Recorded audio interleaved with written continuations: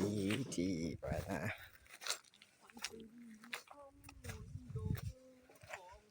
นี่มันยามแห้งเลยยามร้อนยามฮ้อนนะน้ำมันจะลดลงหน่อยนึง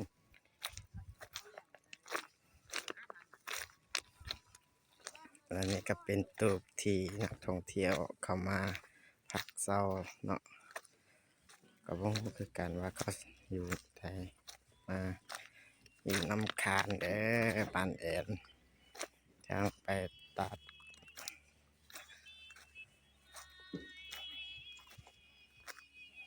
ัดน้ำแสอยู่แถวปานแอนเนาะใครที่อยากมาเที่ยวก็มาได้เด้อที่เมืองเสียงเงินของพระบาง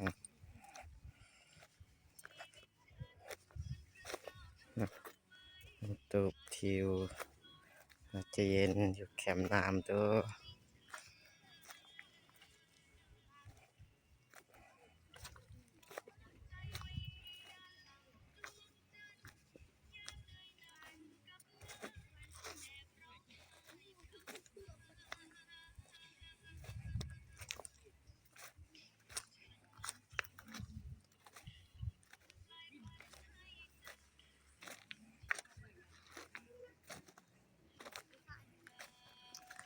ยิ้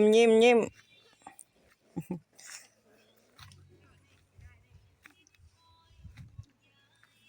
มาเที่ยวได้นะ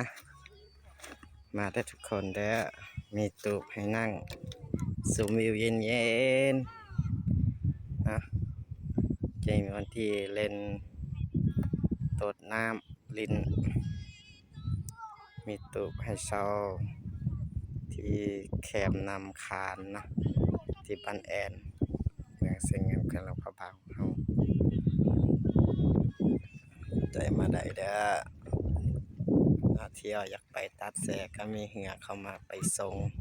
รับแขกเป็นพิเศษทุกมื้อ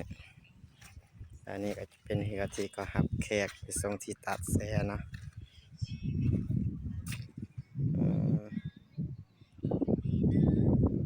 ตุกมันเป็นตาอยู่เนาะคือสีหุ่มดีอยู่เป็นคู่แห่งคักเด้เนาะโอ้ย